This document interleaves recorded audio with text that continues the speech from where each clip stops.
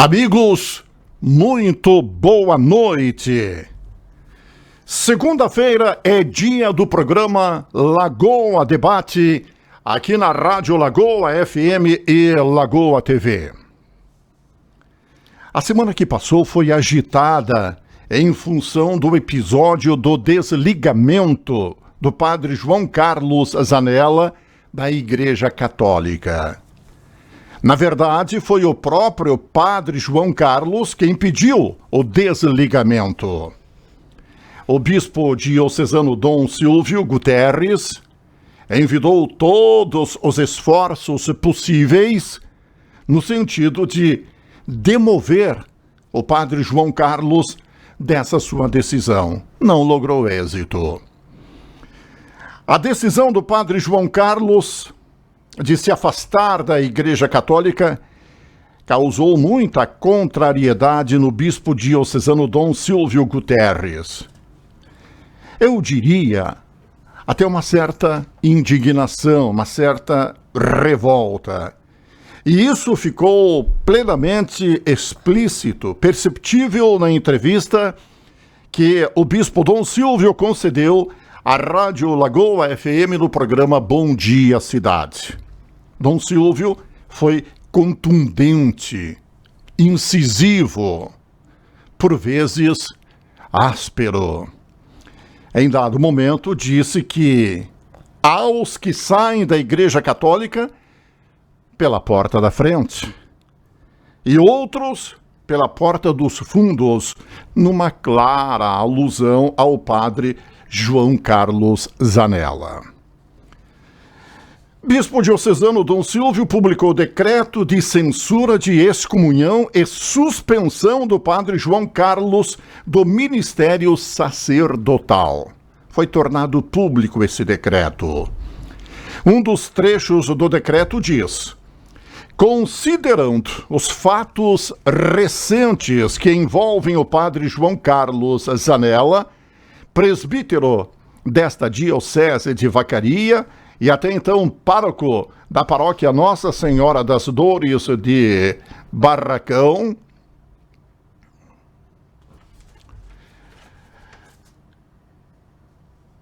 de ter publicamente repudiado a fé católica e se recusado à comunhão com a Igreja de Cristo, cometendo assim os delitos de apostasia e de cisma.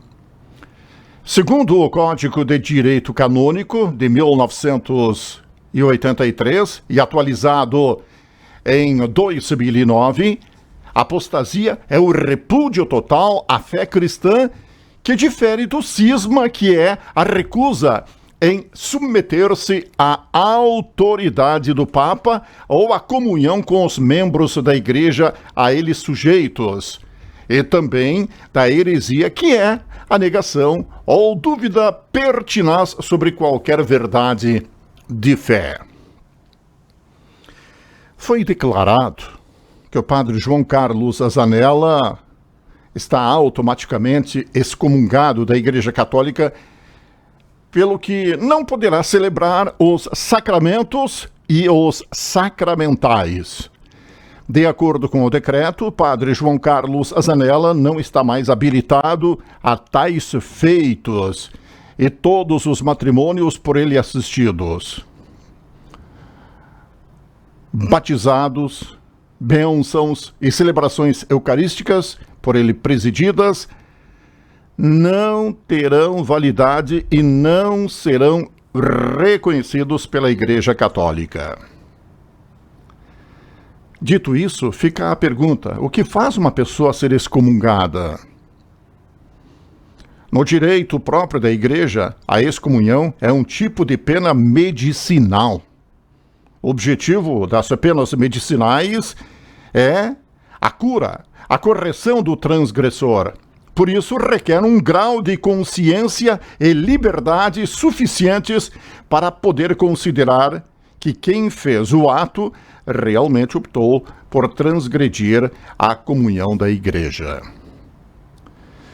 Padre João Carlos Zanella, que atuou em Lagoa Vermelha, na Igreja Matriz São Paulo Apóstolo, foi entrevistado também pela Rádio Lagoa FM no programa Bom Dia Cidade. Informou que solicitou o desligamento da Igreja Católica Romana para trabalhar de forma independente. Estará vinculado aos Servos de Maria, um grupo de padres de Chapecó, estado de Santa Catarina. Desde 2011 vinha pensando nessa possibilidade de trabalho. Em 2016 ocorreu algo muito importante que relatarei num outro momento. Agora senti que havia chegado a hora de dar esse passo, disse o padre João Carlos. Padre João Carlos mostrou-se cauteloso e extremamente cuidadoso com as palavras na entrevista que concedeu à Rádio Lagoa FM. Em algum momento, em nenhum momento, melhor dizendo, em nenhum momento atacou a Igreja Católica e mesmo o bispo diocesano Dom Silvio Guterres. Procurou justificar a sua decisão que há muito tempo, conforme salientamos, vinha sendo pensada. Convidamos para participar do programa Lagoa Debate desta segunda-feira a professora Mariluce Melo Ferreira. Ela acompanhou as duas entrevistas, as duas manifestações, tanto do bispo diocesano Dom Silvio Guterres Dutra, como do padre João Carlos Zanella. E entendeu que poderia colaborar sobre o assunto.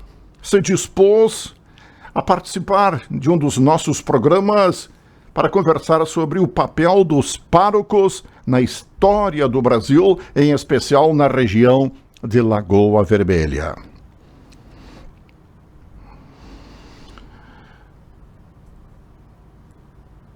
Mariluce Melo Ferreira, professora da rede pública e mestre em História pela Universidade de Passo Fundo, é a autora dos livros A Trajetória Política de Prestes Guimarães, sobre a liderança maragata em Passo Fundo na Revolução Federalista de 1893, e a autora também do livro Tramas de Poder, a Política no Rio Grande do Sul no século XIX. Essa última obra foi o resultado da dissertação de mestrado em História Regional, que desvendou os primórdios da história política de Lagoa Vermelha, o papel das câmaras municipais de vereadores e os registros paroquiais e legalizações das fazendas dos campos de cima da serra.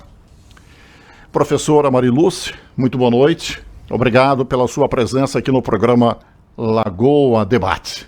Então, boa noite, Ademar, boa noite a todos os ouvintes, internautas da Rádio e TV Lagoa FM, né? Então, é com satisfação que a gente vem trazer a contribuição histórica nesse debate, né? Em tempos que vivemos de tantas informações nas redes sociais, muitos se dizem entendidos da história, né? Mas que, na verdade, são muitos conhecimentos que se tem, muita informação, e poucos sabem dar inteligibilidade para as informações que se tem ali nas redes. Então, a gente traz aí a contribuição da história, que foi um pouco da trajetória que nós fizemos por conta da pesquisa da dissertação no mestrado em História, onde nós trabalhamos a época do Império no Brasil. E nesse período, século XIX, trabalhamos especificamente a formação do município de Lagoa Vermelha e de Vacaria. Então, desde da formação do povoado, né, até atingir status de município, desmembrando-se de Santo Antônio da Patrulha, um dos 4 primeiros municípios do Rio Grande do Sul. Professora Mariluce, antes propriamente de entrar nessa questão do papel dos párocos na história do Brasil, em especial na região de Lagoa Vermelha, desde a época do Império, quando havia a união, Estado e Igreja, o que deu para tirar desse episódio envolvendo o padre João Carlos Zanella e o bispo diocesano Dom Silvio Guterres Dutra? O que lhe pareceram as duas manifestações, as duas entrevistas? A que conclusão chegou?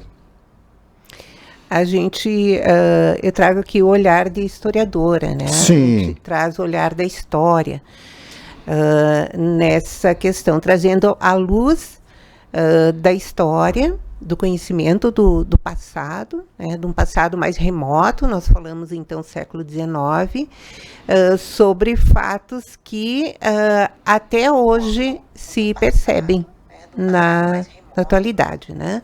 Como no caso essa questão religiosa aí, que se estabeleceu aqui em Lagoa Vermelha por conta da desistência do padre Zanella de continuar então subjugado à autoridade da Igreja Católica Apostólica Romana, né?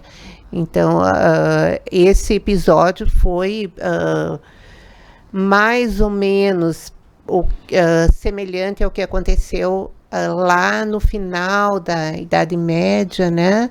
Na região que depois veio a ser a Alemanha, aquele monge, que era monge católico, que discordou, então, de algumas práticas, alguns dogmas da Igreja Católica na época e acabou pregando as teses contra a igreja na catedral, né, que ele pregava. Então, a gente fala do monge Martinho Lutero, que acaba, então, sendo precursor da reforma protestante na Igreja Católica, o primeiro grande cisma que aconteceu. E claro que a comunidade do local também se viu dividida, né? Alguns seguiram o monge Martinho Lutero e outros não.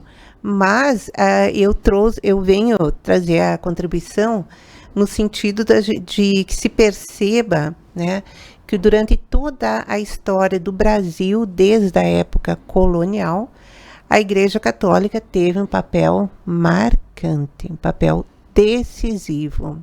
E a gente vai entender por quê. Exatamente. Eu até perguntei para o padre João Carlos, na entrevista que realizamos ao transcurso da semana passada, no dia seguinte, após a entrevista concedida pelo bispo diocesano Dom Silvio, se essa sua decisão envolvia uma questão sentimental, envolvia a vida sentimental do padre João Carlos. Ele disse que absolutamente nada, porque poderia ser uma das hipóteses. Justamente. Para esta sua decisão de se afastar da Igreja Católica. Então veja só. Então, voltando à história, né, lá em 1824, quando tivemos a primeira Constituição do Brasil, a primeira Constituição do Império, né, ela foi outorgada por Dom Pedro I, ou seja, ela foi elaborada por uma pequena comissão ali que o Dom Pedro convocou para elaborar e ele impôs à nação. Então, ela foi outorgada.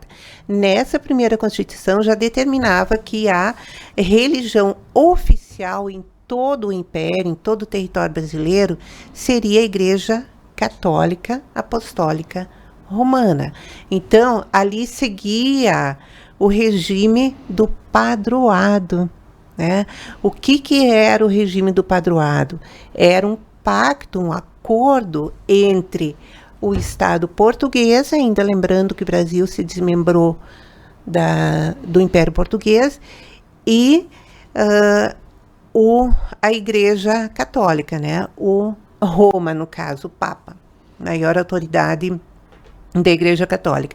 Então, através do regime do padroado, ficava determinado que Dom Pedro I ordenava a construção de capelas em todo o território nacional, nos 4 cantos do Brasil, e ainda provia cargos eclesiásticos que eram remunerados, eram remunerados pelo governo.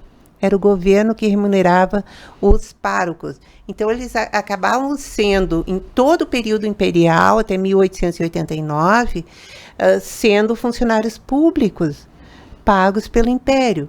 Por quê? Então, esse regime do padroado era, na verdade, uma ordem jurídica que se estabelecia em outro momento, em outro contexto histórico, entre o governo português e a Igreja Católica. Então, se estabelecia uma parceria, né?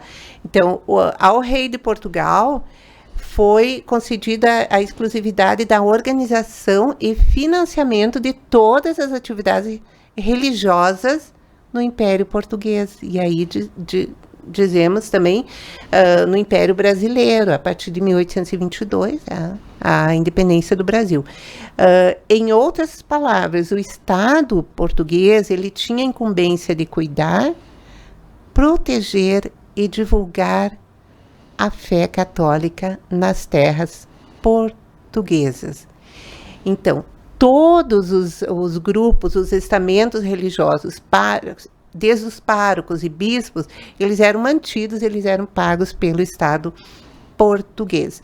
Então, veja, na época, o governo português ele chegou a criar uma secretaria, o que hoje seria equivalente ao ministério, que era chamada, então, Mesa de Consciência e Ordem. Então, essa secretaria, ela tinha de zelar, cuidar de toda essa dimensão religiosa, essa dimensão católica dentro do Império Português. E aí a gente lembra que lá, em 1827, vieram os primeiros imigrantes alemães aqui para o Rio Grande do Sul, né? Inclusive, aqui na região de Passo Fundo, teve o primeiro imigrante alemão, que foi o seu Adam Schell. Né? E com eles veio também a crença protestante. Para se ter uma ideia de como era forte esse catolicismo, né, essa presença católica nos municípios, para trazer aqui como curiosidade, não se enterrava uma pessoa que não fosse católico no Campo Santo, no cemitério católico. Em Passo Fundo, o primeiro cemitério protestante, veja só, funcionava onde hoje tem o campo em frente ao antigo quartel. Depois, com o crescimento da cidade, é que os restos mortais que estavam ali foram transladados para o hospital ou o cemitério municipal ali da Vera Cruz. E aonde que eram enterradas as pessoas que não eram católicas? Tinha um cemitério separado. Justamente, cemitério separado. Então, voltando aos párocos, eles eram funcionários públicos, eles eram nomeados pelo imperador. Em todas as vilas do Império, eles eram encarregados dos registros de nascimento, de casamentos, de óbitos, inventários pós-mortem. E mais tarde, a partir de 1850, eles também foram responsáveis pelo registro paroquial de terras. Então, lembrando que os cartórios civis, os primeiros no Brasil, começaram, então, lá no final do Império, 1875, mas em todo o território nacional, efetivamente, só a partir de 1889, com o advento da República, que houve, então, a separação Igreja e Estado, que foi, então, a laicização, né, do Estado laico. Né? Então, veja só, a presença da Igreja Católica na história do Brasil era tão marcante, que, seguindo o exemplo de Portugal, até o século XIX, o primeiro passo para que o povoado fosse reconhecido como vila, Ademar, era preciso que tivesse uma capela construída. Né? Então, assim aconteceu em Porto Alegre, que inicialmente denominava-se Freguesia de São Francisco do Porto dos Casais. Em Vacaria e Lagoa Vermelha também não foi diferente. Né? Vacaria inicialmente denominou-se Capela Curada de Nossa Senhora da Oliveira de Vacaria. Lagoa Vermelha já foi Capela Curada de São Paulo da Lagoa Vermelha. Então, a rigor, todos os municípios criados no Império Brasileiro, eles tinham de ter primeiramente uma capela. E na capela o pároco. Por quê? Por que Capela Curada? Porque ali, né, a Capela Curada quer dizer a capela que tinha todo um território sobre a jurisdição do pároco. E aí todo o nascimento tinha de ser registrado no livro do pároco, o casamento e o inventário, enfim. E a partir de 1850, quando foi aprovada a Lei de Terras no Brasil, ficou determinada, então, o imperador determinou que os párocos é que deveriam fazer esse papel de registrar as terras. Então, o registro paroquial de terras da região de Vacaria. Por que eu falo Vacaria? Porque em 1854, quando foi aberto o registro paroquial de terras,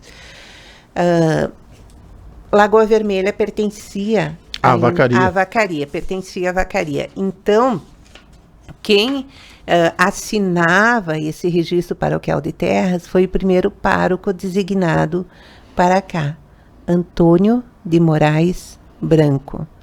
Padre Antônio de Moraes Branco nasceu em Portugal, tá? Em 1823, aí ele vem para o Brasil e foi designado para a paróquia de Rio Grande. Lá ele conheceu a moça Maria Eufrásia Justina, com quem passou a ter um relacionamento amoroso. Que era permitido naquela época. Justamente. Já vou explicar. Lá de Rio Grande, o casal mudou-se para Viamão, e de Viamão para Vacaria e depois Lagoa Vermelha. Da união do padre Antônio de Moraes Branco com Maria Justina, nasceram 7 filhos. Como era importante, era necessário, era obrigatória a presença de um pároco em cada município do Brasil, e era escassa a quantidade de párocos, naquela época. Já naquela época? Naquela época. Então, Antônio de Moraes Branco, ele teve autorização dos seus superiores, para continuar exercendo o sacerdócio, então, o seu casamento com Maria Justina era público, porém, assim mesmo ele tinha prestígio e respeito junto à sociedade serrana que ele atuou. Então, nós temos... Não havia ninguém que desaprovasse. Não tivemos nada na bibliografia, na documentação que pesquisamos, inclusive na documentação que ia aqui, que o padre enviava para Porto Alegre, nada que o desabonasse. Então, tem o livro do Pércio de Moraes Branco, descendente do padre Antônio de Moraes Branco, no seu livro A Região de Lagoa Vermelha. Então, ele resgata um pouco da trajetória do padre Antônio de Moraes Branco, ele trabalhou como capelão e professor na colônia militar de Caseiros, então, ele foi responsável, sim, por uma área territorial bastante ampla.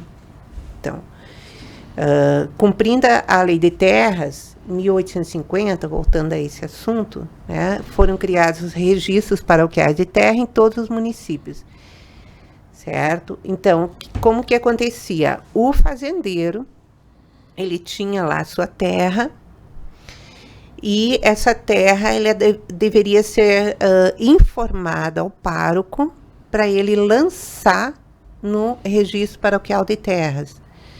Depois, o fazendeiro tinha um prazo para contratar os agrimensores, ajudantes de corda, juiz comissário, para fazer um mapeamento da fazenda.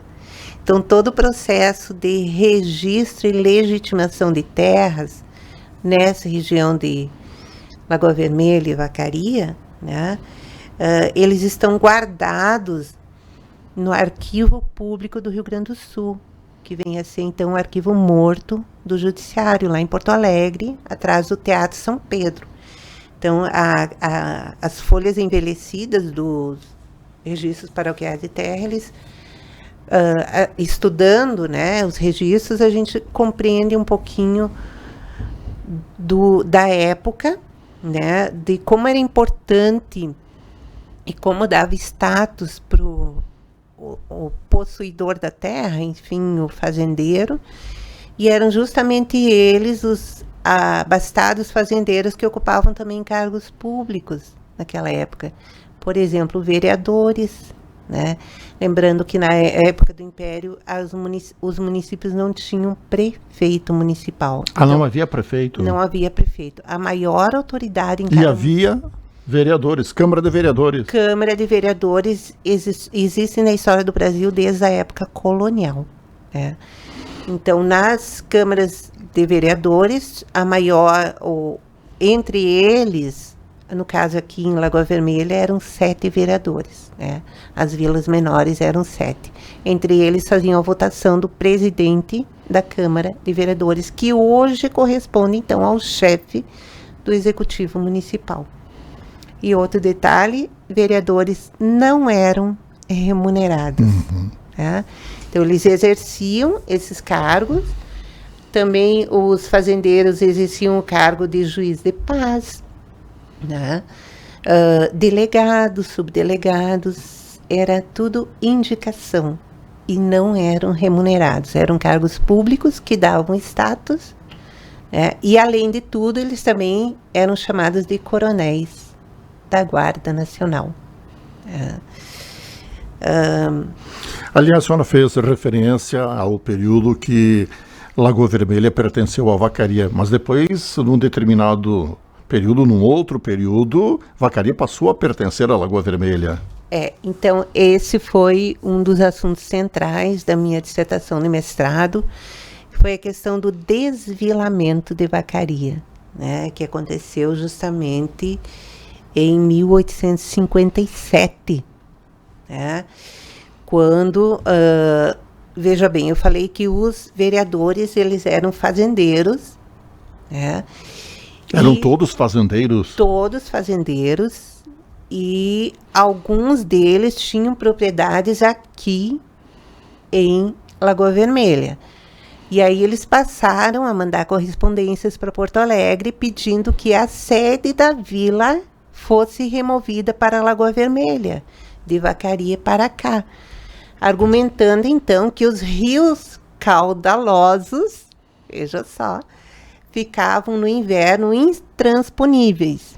Então ficava difícil haver sessões de vereadores, né? Na época, por causa das chuvaradas do inverno. E aí a gente sabe que o rio mais caudaloso é o Santa Rita, né? Era o Santa Rita que dividia as duas. E aí um subdelegado de polícia na época, João Pereira de Almeida, ele toma partido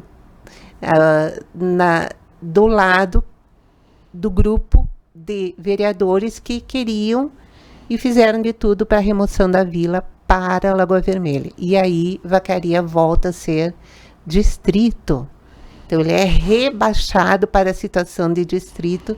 E aí os vereadores vacarianos não engoliram essa. Passaram a solicitar, a implorar para os deputados provinciais em Porto Alegre que novamente transformasse, elevasse Vacaria à condição de município. E nessa briga política que se estabeleceu, o delegado João Pereira de Almeida, ele sofre um atentado a meio caminho entre Vacaria e Lagoa Vermelha. E todo o processo... Atentado de quem? Atentado, ele sofre um atentado, né, tentam matá-lo. E aí todo o processo... Teria sido uma emboscada. Exatamente. Todo o processo, eu fiz o estudo das folhas envelhecidas do processo, tudo leva a crer que ele foi perseguido, foi vítima de perseguição política, porque ele havia tomado partido para o lado a favor da remoção da vila para Lagoa Vermelha. Depois, mais ou menos no mesmo local... Está aí a origem, então, de uma certa diferença existente entre lagoenses e vacarianos. Com certeza, essa rixa é antiga e ela tem justificativa histórica. Depois nós temos, em 1870, Ademar, um crime, aí sim um assassinato. 1870... atuava aqui na região de Lagoa Vermelha e Vacaria um juiz pernambucano, Antônio de Pádua Holanda Cavalcante. E esse juiz, ele é assassinado voltando de uma diligência de Vacaria para Lagoa Vermelha. Ele morava em Lagoa Vermelha, era casado com a filha de um capitão da Guarda Nacional, lá de Passo Fundo, mas morava aqui, né? E ele havia sido chamado, era a época da legitimação das terras, que falei anteriormente, e numa terra, numa fazenda que estava em processo de legitimação, lá em Vacaria, aparece uma casa incendiada lá nos fundos de uma fazenda. Era a casa de um caboclo, que o fazendeiro não tinha interesse que aparecesse aquela casa no fundo da propriedade. Então, a casa aparece incendiada e o juiz é chamado para fazer a averiguação no sinistro. Na época, o juiz fazia esse papel de perito e de papel que seria do delegado também, da Polícia Civil. Então, ele vai, ele anota tudo que ele observa e na volta ele posa no meio do caminho, porque era 2 dias a cavalo, entre Vacaria e Lagoa Vermelha. Aí ele dorme na estrada e no outro dia de manhã cedo ele retoma a viagem para Lagoa Vermelha e ele é atacado e morto, né, por bandidos encapuzados e aí levam um malote com todas as anotações da diligência. Esse processo também nós estudamos, 147 páginas, né? Todo ele manuscrito. Então, tudo leva a crer um processo que o mandante teria sido João Jacinto Ferreira, o fazendeiro, né? Aí chega o dia do julgamento, que acontece lá em Santo Antônio da Patrulha, e aí, para surpresa, né, mas não surpresa dos que viveram naquela época, por 7 votos a 0, ele é absolvido. E fica por isso mesmo, né? Então, nessa minha pesquisa, eu acabei trabalhando com registros paroquiais de terra, né? E aí, para entender, então, a atuação dos párocos na história do Brasil e na história do Império, principalmente. E esses episódios que a senhora acaba de relatar não acirraram ainda mais essa divisão, essa rixa entre Lagoa Vermelha e Vacaria? Com certeza. E é assim, o sentimento é uma situação que se presencia em outros municípios, em outros lugares do Brasil, né? Nós temos aí também uma rivalidade histórica entre Passo Fundo e Carazinho, né? Nós tivemos história aqui na região de localidades que estiveram em vias de se emancipar e por atuação de algumas lideranças locais, a localidade enfim, a campanha para emancipação não foi adiante, né, e acabou essa comunidade diminuindo e ficando até hoje na situação de distrito, né? Então, nós falamos de Clemente Argolo, por exemplo, né, Estância Velha, que teve todas as condições de se emancipar. Então, a gente vê assim, quanto mais isolado o município, isso sempre na história do Brasil, né? Quanto mais isolado, mais forte, mais evidente se vê as tramas de poder, né? As relações de poder aí se instituídas, né? Então, voltando assim à época imperial, para o imperador Dom Pedro I, depois Dom Pedro II, era muito vantajoso o controle da igreja em cada localidade. Então, veja, era um recurso barato, né? E o pároco, ele tinha um grande poder de convencimento sobre a população. Então, veja que interessante. Era na missa que o padre dava os recados. numa época anterior ao rádio, né? Então era na missa, ele dava o recado, era na missa que fazia os batizados, era antes... Até porque naquela época não existiam outros meios de comunicação, né? Justamente. Através do confessionário, sabia-se da vida íntima, né, de todos que vinham se confessar. E aí a relação igreja-estado, né, império, ela começa a se desgastar a partir de 1869, 70, com o Concílio Vaticano I, né? Ali o Papa Pio IX, ele deixa claro a ideia da infalibilidade do Papa, né? E o combate às instituições que eram contra, que enfim, disseminavam, né, o anticlericalismo, como, por exemplo, a maçonaria. Uhum. Né? Então, aí a gente tem também a questão da Igreja Católica na história do Brasil com o velho mal-estar, enfim, né, as relações bem conturbadas da Igreja Católica com a maçonaria no Brasil, porque Dom Pedro I, nem tanto, mas Dom Pedro II era maçom. Né? Então, o Papa Pio IX, ele determina o seguinte: no Brasil, a partir de agora, todos os clérigos maçons, eles serão excomungados. Né? E aí se criou uma situação difícil, né? Porque a ordem veio para excomungar os párocos maçons também. Havia clérigos maçons. Né? E aí, até que Dom Pedro... Havia párocos que eram maçons? Justamente. Né? Frei Caneca, né? E quantos que se envolveram em revoltas emancipacionistas no Brasil. Né?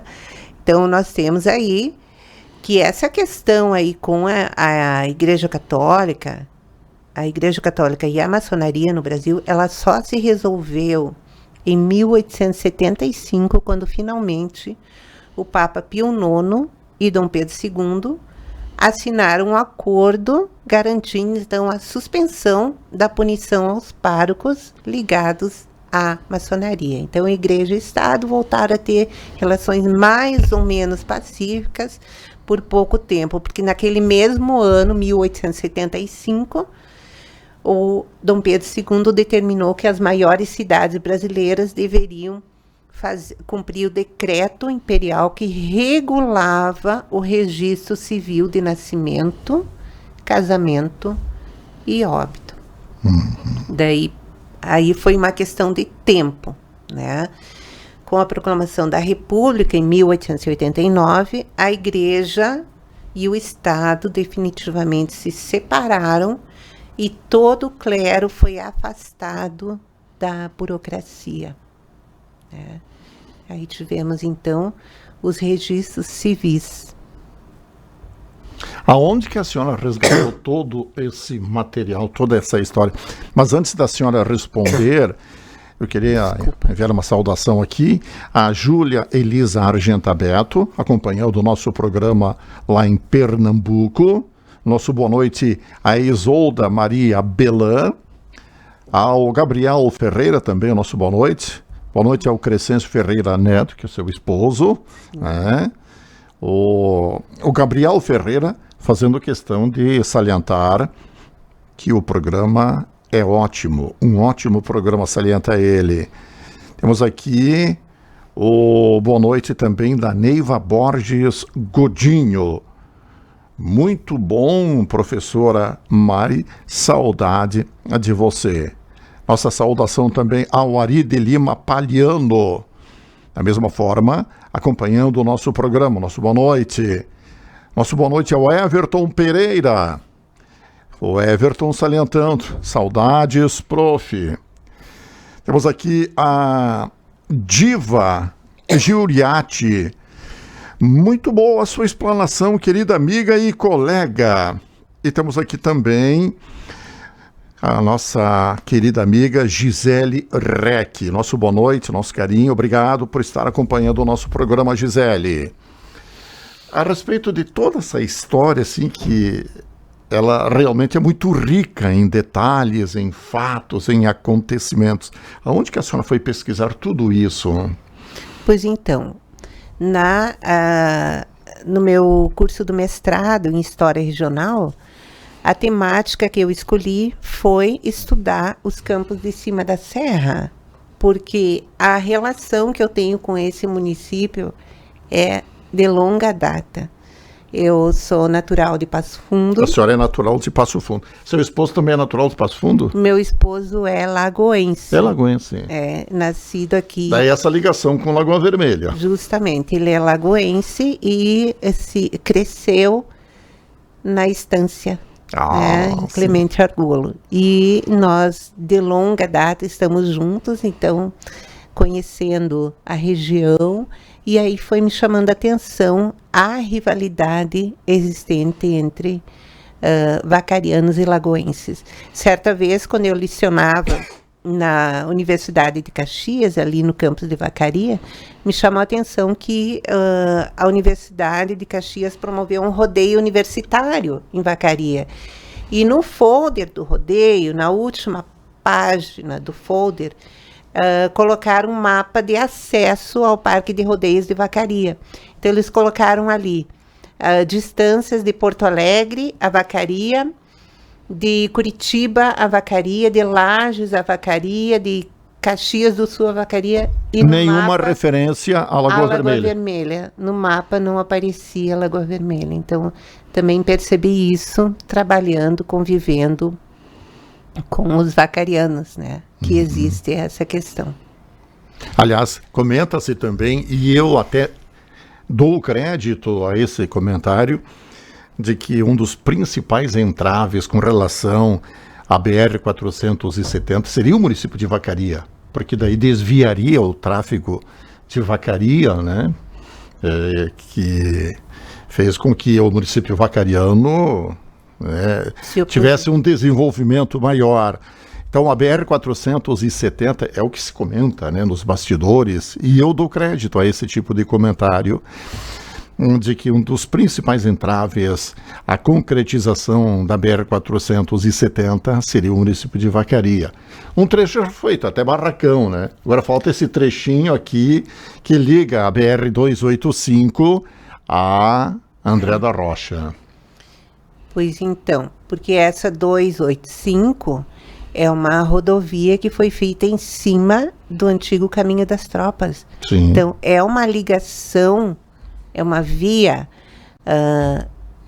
muito antiga aqui no Rio Grande do Sul, né? E você me perguntou da onde surgiu, da onde tanta informação. Quando a gente escolhe o assunto da pesquisa, da dissertação, do mestrado, a gente precisa ler tudo ou quase tudo que se tem publicado sobre a região. Sim. E na fase que eu estava fazendo a revisão bibliográfica, me chamou a atenção o crime contra o juiz pernambucano, né? E eu lembro que minha orientadora... E que teve uma grande repercussão na época. Uma grande repercussão, né? Não só aqui na região, mas também em Pernambuco, que ele era oriundo de lá. Até porque envolvia um juiz... Um juiz de direito. O impacto, né, é maior. As primeiras faculdades de direito no Brasil foram Olinda e Recife, e depois São Paulo. Aqui no Rio Grande do Sul, a primeira faculdade de direito foi no século XX, já no início do século XX. Então, os juízes de direito que atuavam no Rio Grande do Sul, eles eram formados em Pernambuco e vinham para cá para atuar. Então, quando fui pesquisar a fundo, né, esse assassinato, eu fui nas folhas envelhecidas do processo crime, lá no arquivo morto do judiciário. Então, pesquisando ali, foram aparecendo nomes de algumas pessoas, sobrenomes, e eu acabei, no final da minha pesquisa, eu achei interessante trazer, então, o nome de 64 pessoas que compunham a elite em Lagoa Vermelha e Vacaria. Então, ali nós encontramos sobrenomes de famílias como Pereira de Almeida, como Rodrigues, como Duarte, enfim, né? Tantos sobrenomes que depois nós percebemos que são de famílias que acabaram fixando residência e ficando por longa data aqui na região. Né? O padre Antônio de Moraes Branco deixou, como vemos, uma grande descendência. Né? Uhum. Ele e sua esposa tiveram 7 filhos. E aí, da família Moraes Branco, é que também depois nasceu Eleodoro de Moraes Branco, que foi prefeito aqui nessa cidade por mais de 12 anos, mais de duas... Uhum. Mais de uma década, enfim. Então, são esses nomes aí que a gente traz no final do livro ali, um quadro de referência com 64 nomes que compunham a elite. E aí a gente caiu na análise dos registros paroquiais de terra, né? Então foi preciso entender desde a história do direito no Brasil para compreender esses crimes, né? Desde a história política aqui dessa região, do papel das câmaras de vereadores, né? As eleições, como aconteciam as eleições nas vilas do Império. Uhum. Então, tudo também... Até quando que foi permitido com que padres, párocos, enfim, fossem casados? Essa informação, Ademar, eu não saberia dizer. No caso... Porque naquela época, conforme a senhora relatou, né, era permitido, prova está que o... Padre Antônio de Moraes Branco, que era um padre secular. Era casado e teve 7 filhos. Ele era volta e meia, esse assunto vem à tônica. E agora, nesse episódio envolvendo aí o padre João Carlos Zanella, boa parte da opinião pública deduz, né, de que, de repente, ele tomando uma outra linha, ele estaria aí para, quem sabe, casar, viver de uma forma diferente. Aliás, ele até deixa brecha para uma interpretação nesse sentido. Ele diz que... Quando eu perguntei a ele sobre se havia alguma questão que envolvesse o aspecto sentimental, ele até deixou a margem para a dúvida. Do ponto de vista pessoal, numa relação sentimental de uma pessoa com outra, eu estou numa nova organização religiosa. A partir de agora, tenho a liberdade de permanecer solteiro, de namorar, de casar, como quiser. A partir desse momento, salientou o padre João Carlos, existe esta possibilidade. E a gente tem conhecimento de inúmeros casos em que os padres acabaram abandonando a batina, né? Não se usa mais batina, mas ainda é uma força de expressão para poder casar, né? E é uma corrente bem grande que defende o casamento do padre. No Brasil tem a ordem maronita, que é a ordem dos filhos de Maria, que permite o casamento do padre. E é uma ordem católica, apostólica, porém não romana. Uhum. Né? Então não é submetida à autoridade do Papa. É importante isso aí. Nosso boa noite a Marli Mignoni. Nosso boa noite. Ela envia uma saudação aqui, a professora Mariluce. Dando seu boa noite à professora Mariluce, a Marli Mignoni. Estamos nos encaminhando para o final do programa. O que poderíamos destacar em 2 minutinhos? Bem, é o que a gente trouxe, né? É o olhar da história. Exato. E o principal objetivo seu nesse sentido, porque de repente alguém pode perguntar, o Ademar fez um longo introito se referindo ao episódio envolvendo o padre João Carlos Azanella, a entrevista dele, a entrevista do bispo diocesano Dom Silvio Guterres Dutra, o que tem a ver com a história? Não, o que a senhora quis dizer, o principal escopo da sua explanação é dizer que lá, antigamente, os padres podiam casar. Né? Exatamente. Era permitido o casamento. E veja só, Ademar, tem um autor que escreveu e pesquisou sobre o Império no Brasil, muito respeitado, né? José Murilo de Carvalho, que nos seus livros ele diz que, na época do Império, o Brasil era um mar de analfabetos numa ilha de letrados. Ou seja, o mínimo de pessoas alfabetizadas, com estudo, com esclarecimento, e a grande, imensa maioria dos brasileiros era analfabeta. Então, o que o padre dizia era lei. Era lei, era uma ordem. Justamente. Então, a Igreja Católica Apostólica Romana dizia como as pessoas deveriam nascer e ser levadas a ser batizada logo nos primeiros dias de vida dentro da Igreja Católica. A Igreja determinava como as pessoas deveriam viver casando-se dentro da Igreja Católica. E a Igreja também determinava como deveria a pessoa morrer, recebendo a última bênção do padre e sendo enterrado no Campo Santo, no caso, no cemitério ao lado da Igreja Católica. Então, era muito forte a presença. Observação feita aqui pelo padre Luiz Primachique, que é o pároco da paróquia São Paulo Apóstolo. Os padres podiam casar até o Concílio de Trento.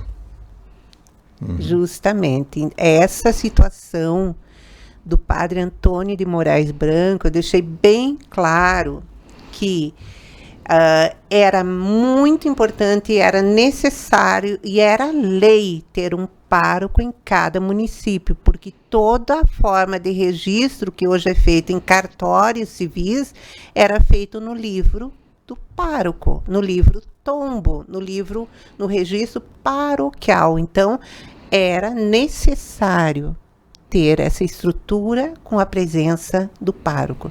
E no caso, Antônio de Moraes Branco, ele não largou a batina, ele continuou, era público a sua situação, inclusive um de seus descendentes, o Pércio de Moraes Branco, no livro A Região de Lagoa Vermelha, ele salienta bem que era de conhecimento dos habitantes da região de Lagoa Vermelha, a existência da esposa e dos filhos. Então, ele tinha licença dos seus superiores, porque aquela era uma situação singular, uma situação da época do Império no Brasil, onde os párocos não tinham só a função de conquistar, de salvar almas, eles tinham a função pública, a função de exercer o papel que hoje é feito pelos cartórios civis.